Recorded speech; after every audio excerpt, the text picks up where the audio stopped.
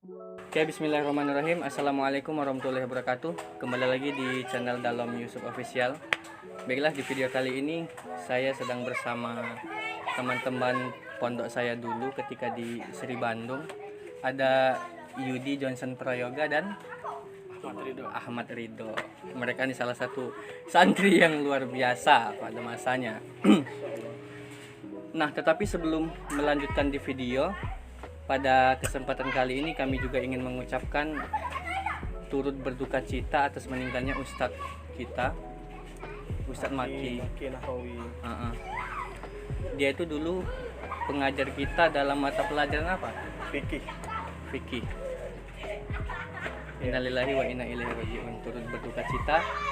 Semoga keluarga yang ditinggalkan tabah dan sabar, dan juga ilmu yang diajarkan beliau kepada kita dan santri-santrinya berkah. Amin. Amin ya rabbal alamin. Oke, yang pertama, Yudi, apa kabar Yud? Alhamdulillah baik. Alhamdulillah. Sehat. Alhamdulillah. Ridho? Alhamdulillah. Alhamdulillah. Ini kita setelah tidak bertemu berapa tahun. Kalau dengan Yudi kan walaupun di Palembang juga masih jarang ketemu. Sudah berapa tahun? Mungkin juga? sekitar 4 tahunan. 4 tahunan. Iya, Apalagi dengan Ridho. Iya. Mungkin berapa tahun? 5 tahunan. 5 tahunan. 5 tahunan, karena semenjak setelah lulus pondok sudah cuman saling bertukar kabar lewat HP, media sosial. Kalau dengan Yudi sempat sekosan dulu, tapi pisah ranjang. Setahun. Setahun. Jadi sekarang kesibukannya apa ya? Alhamdulillah sekarang kesibukannya ingin melanjutkan S2 insyaallah. Di mana? Di Unsri, insyaallah, doakan saja. Amin. Selain itu sebenarnya belum ada sih, karena sekarang lagi sibuk belajar dan juga insyaallah akan melanjutkan pendidikan khusus profesi advokat. Nah, jadi cita-cita aku ini sebenarnya supaya pengen jadi advokat. Amin. Nah, jadi untuk sementara sekarang lagi melakukan pendidikan khusus profesi advokat dan juga sembari ingin melanjutkan S2. Itu saja sebenarnya. Oke, tapi sebelum lebih jauh, Yudi ini juga mengambil hukum. Ya, hukum. Ridho juga mengambil hukum. Tetapi di mana toh? Di UIN Bandung, UIN Sunan Gunung Jati Bandung. UIN Sunan Gunung Jati Bandung. Jadi sekarang setelah selesai, kesibukan sekarang apa? Kesibukan kalau sekarang kita pengabdian ke masyarakat.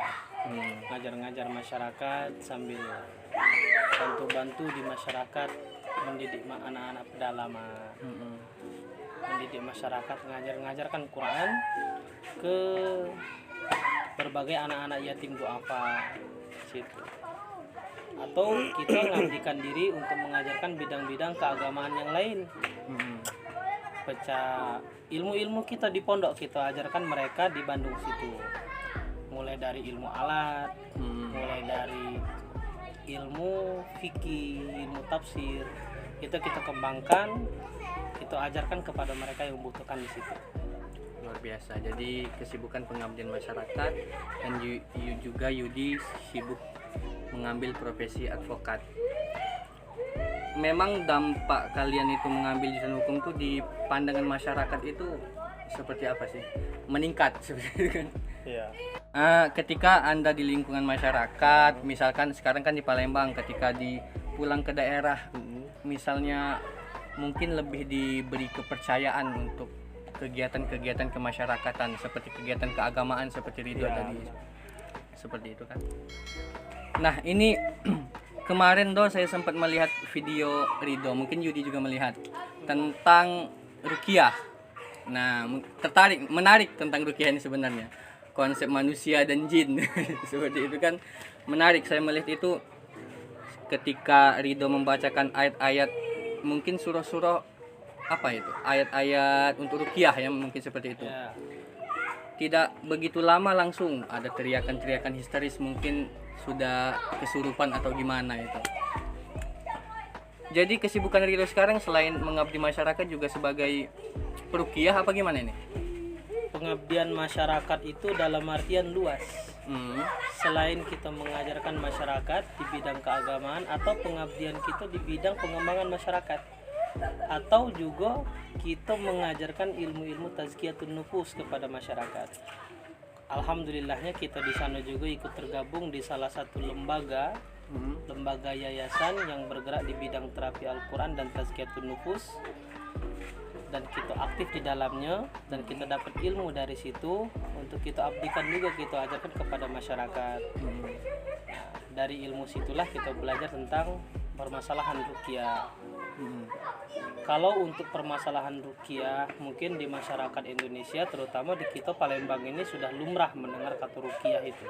Cuman yang salah makna terkadang itu ruqyah itu disamukan dengan ilmu perdukunan.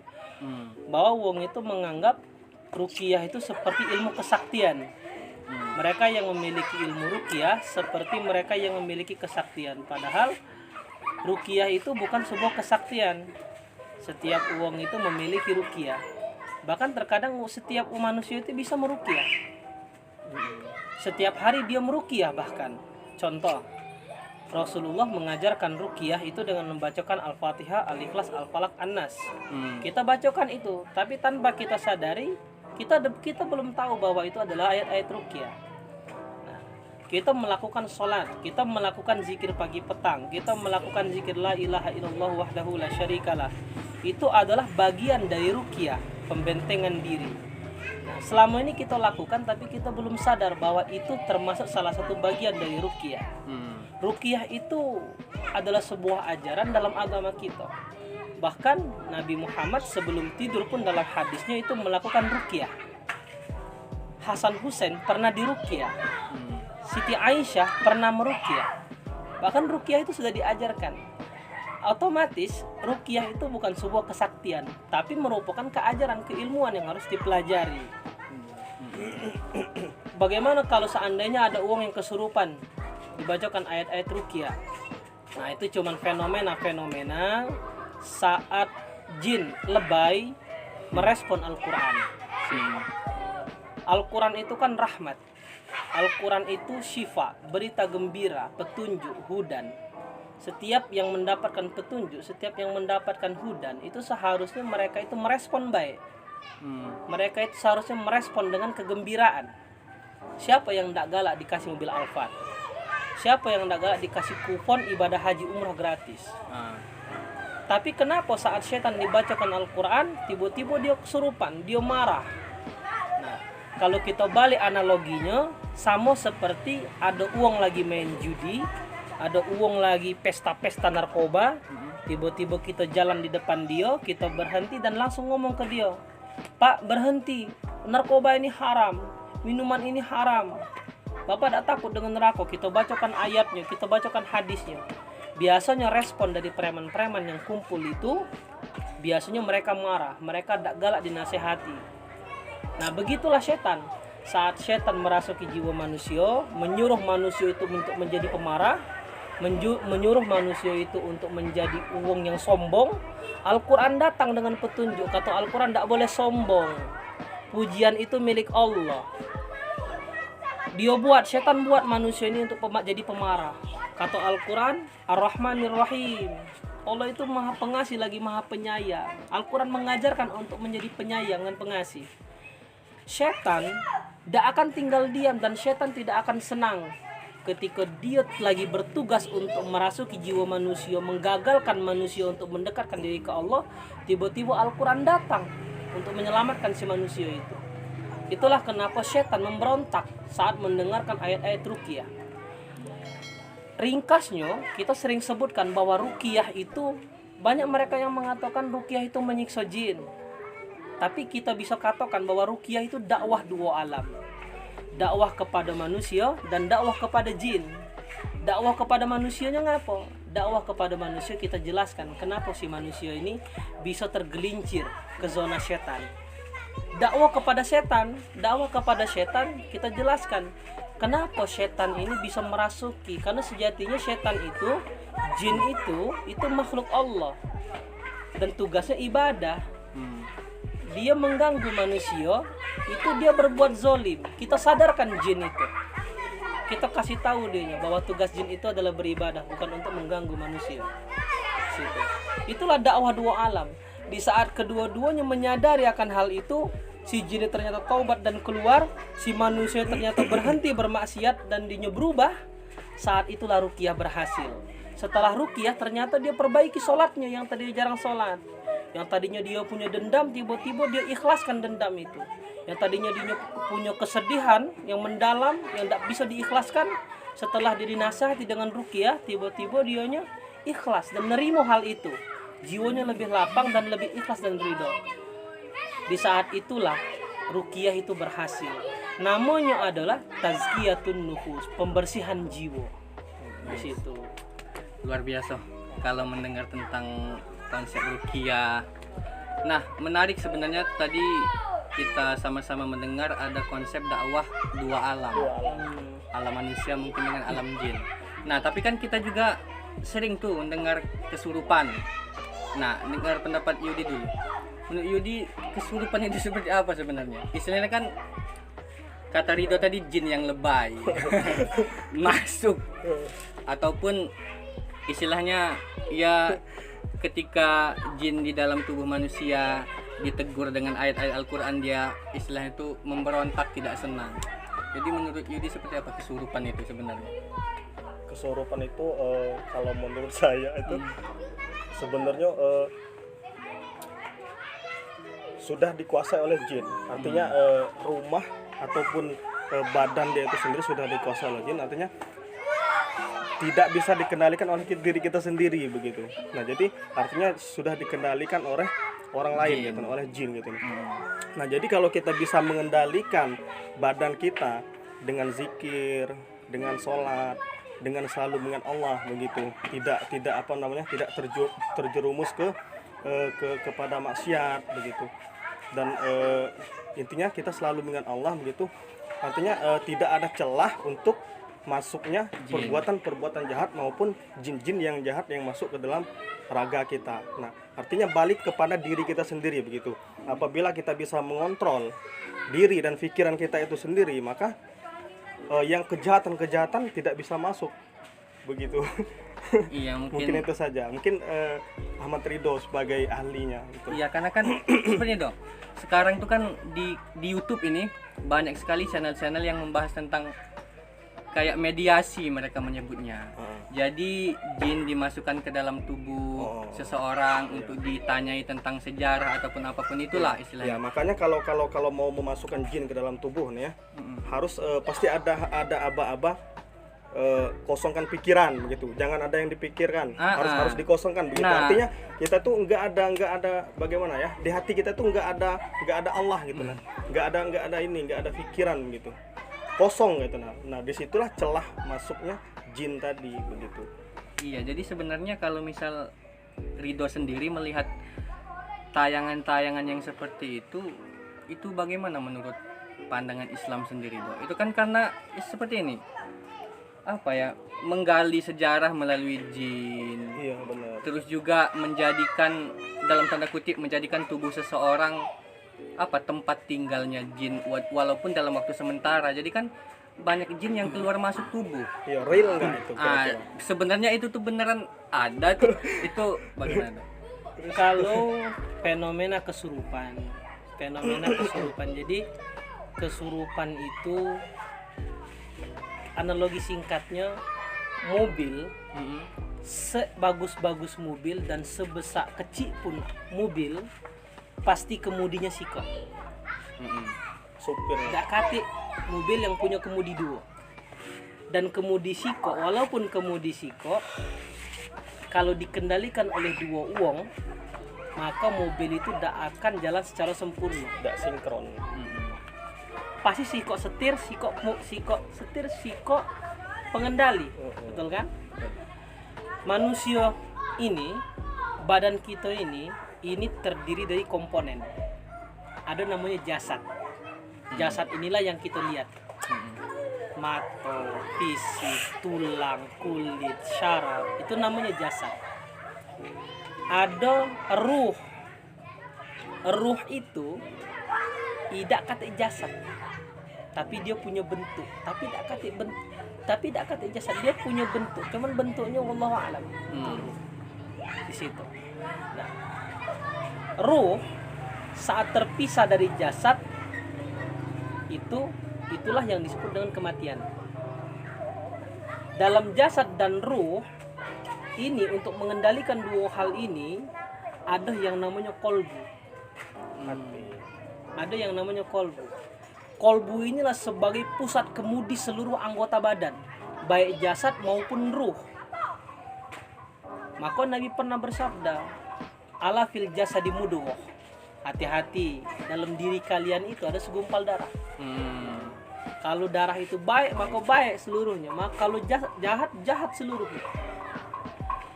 Hati kolbu itu, kalau kolbu itu diisi oleh hal-hal yang baik, dalam kolbu itu juga ada ruang lagi.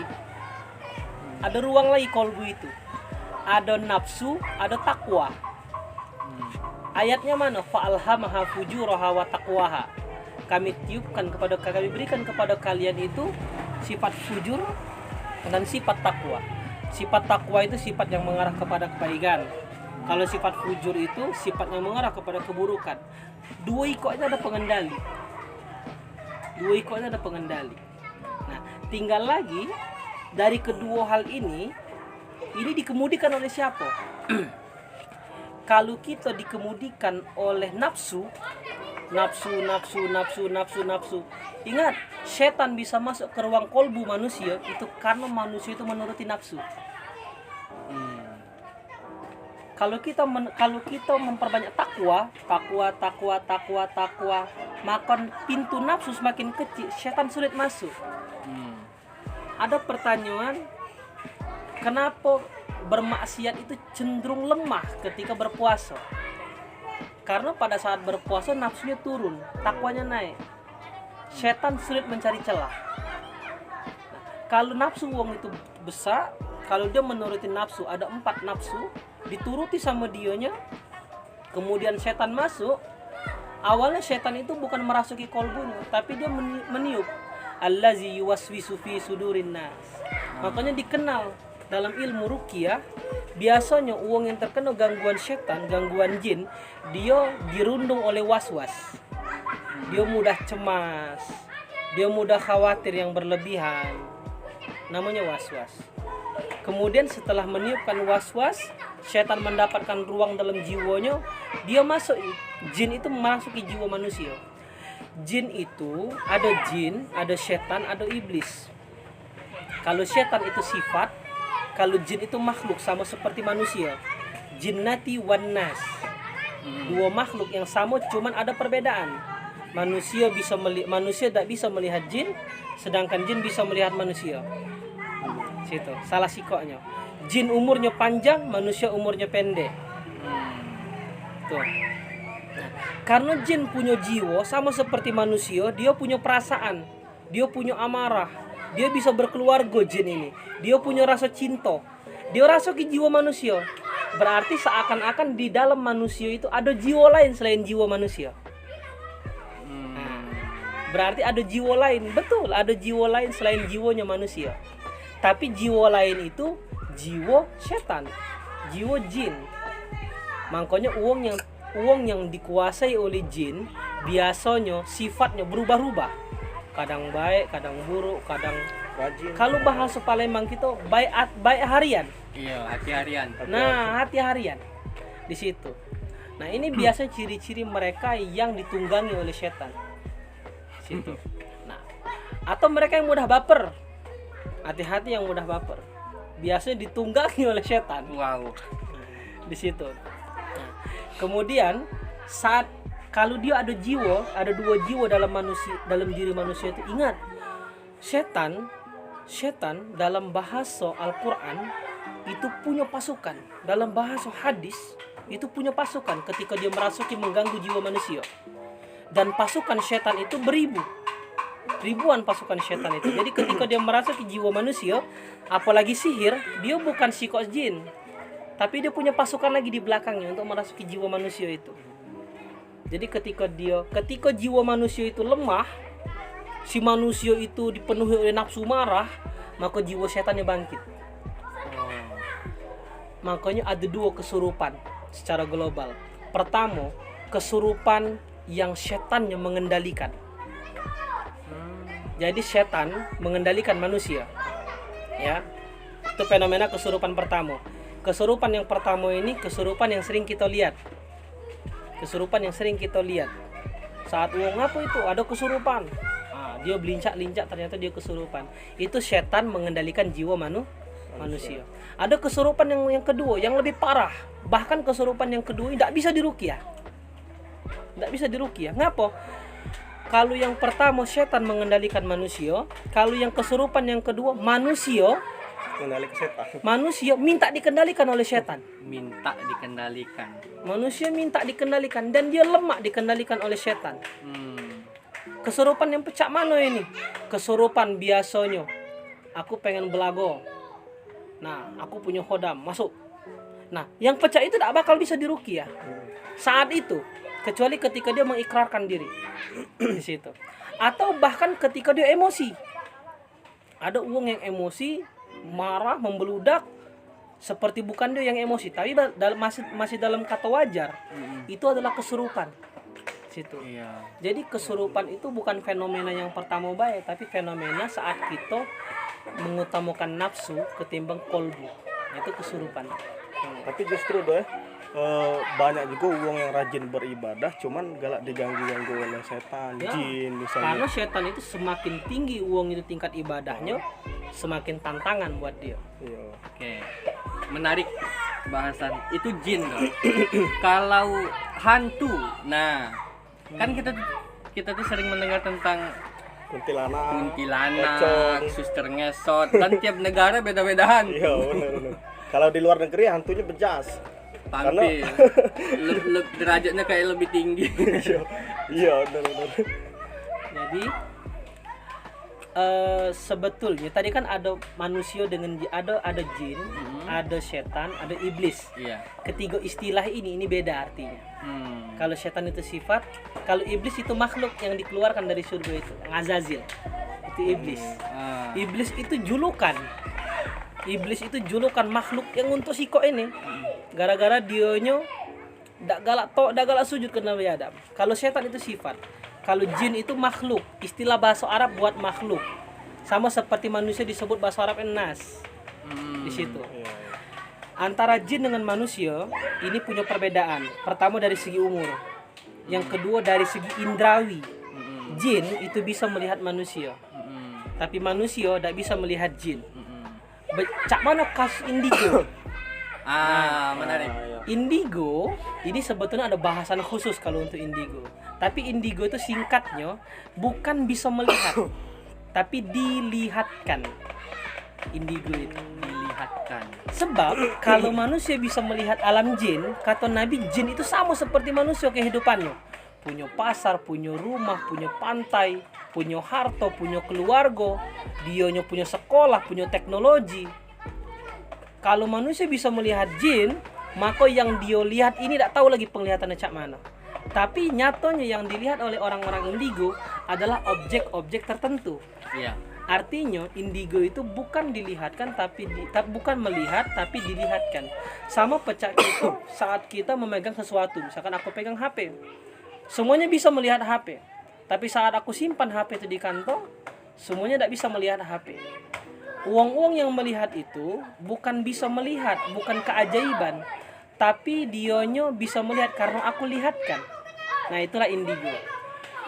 Tapi indigo itu punya kelebihan, dia bisa mengetahui masa depan, bisa mengetahui masa lalu, Bisa meramal gitu. bisa meramal. Nah, itu ada rahasia-rahasianya. Sebab kalau dia indigo, maka ada resiko-resiko yang harus dia terima. Ngapa dia bisa mengetahui masa lalu? Dari segi umur, jin sudah hidup jangan-jangan ribuan tahun yang lalu. Dia bisa menceritakan kisah.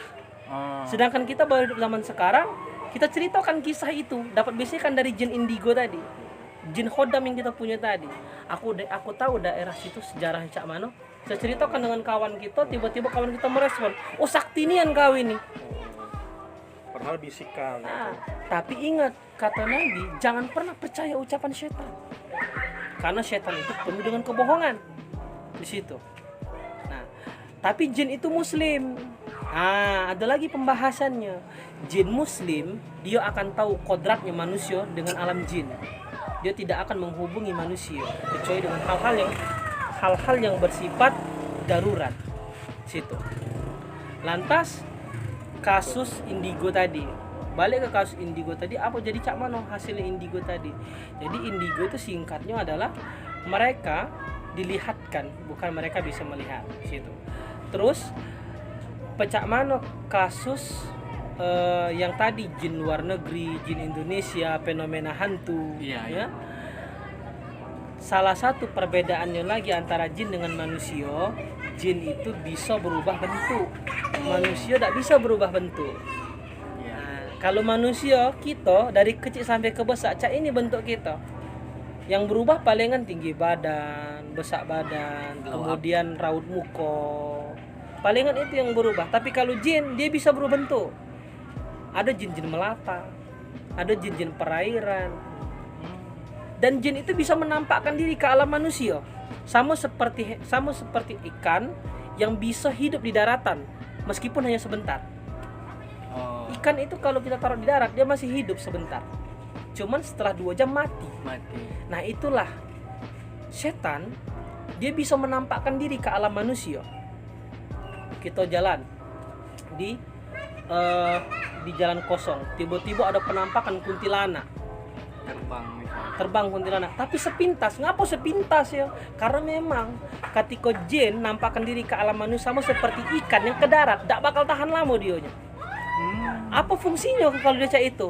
Fungsinya cuman siko, karena dia setan, jahil, dia ingin melemahkan iman kita, ngebuat kita takut. Itu fungsinya. Lantas Cak Mano bentuknya menyeramkan, dia bisa berubah bentuk. Dia akan berubah bentuk sesuai dengan apa yang kita takuti. Makanya ada hantu musiman. Dulu musim jeruk purut, maka banyak penampakan hantu jeruk purut. Musim suster ngesot, maka banyak penampakan. Aku tadi ngeliat suster ngesot lo di situ. Maka ada musim lagi, musim dulu tuh musim tuyul, musim pocong. Makanya kita ini bukan baik ada hantu buatan Indonesia, tapi kita ini ada hantu musiman Indonesia. Ada dulu tuh pernah rame film tuyul, film pocong. Maka ada penampakan mulai kawan balik dari jalan malam, tiba-tiba aku tadi ngeliat pocong di situ. Jadi setan itu akan bisa berubah bentuk menyerupai apapun itu, ya sesuai dengan apa yang bisa membuat iman kita lemah. Justru penampakan itu tidak bakal terjadi kalau kita berani. Tapi dari dulu aku jujur tidak pernah jenguk yang namanya hantu. Nah, itulah kadang terjadi pro dan kontra anak indigo. Ada yang mempercayai anak indigo bahwasannya dia benar-benar bisa melihat. Ada yang tidak percaya sama sekali karena kan memang dalam tanda kutip tidak percayalah hal-hal yang hantu seperti itu. Karena mungkin seperti Ridho katakan tadi, hantu musiman. Benar-benar. Pada maraknya film Suster Ngesot, banyak hantu Suster Ngesot. Film hantu jeruk purut, banyak hantu jeruk purut yang keluar musiman. Nah, seperti itu. Ya mungkin tidak ada habisnya ketika membahas tentang perbedaan dua alam. Jangan kan dua alam, satu alam saja tidak habis dibahas. Iya, benar. Berhubung waktu sudah sore ini, mungkin kita tutup saja di video kali ini.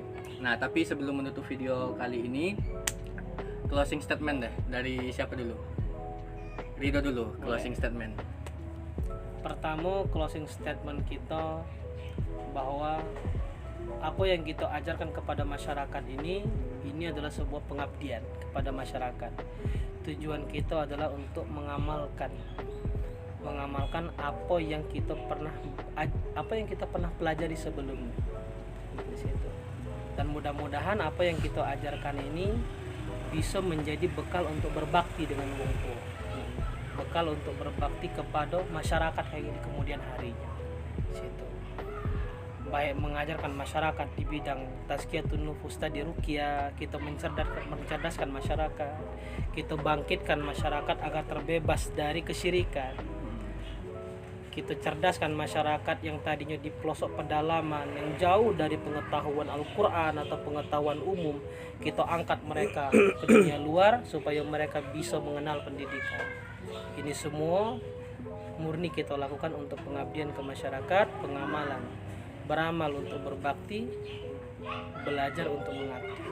Masya Allah. Yudi, closing statement. Closing statement dari saya mungkin jangan pernah berhenti untuk belajar, kemudian yakin, percaya kepada diri sendiri. Insya Allah kita kedepannya bisa mencapai apa yang kita tuju gitu. Ya, Itu saja mungkin.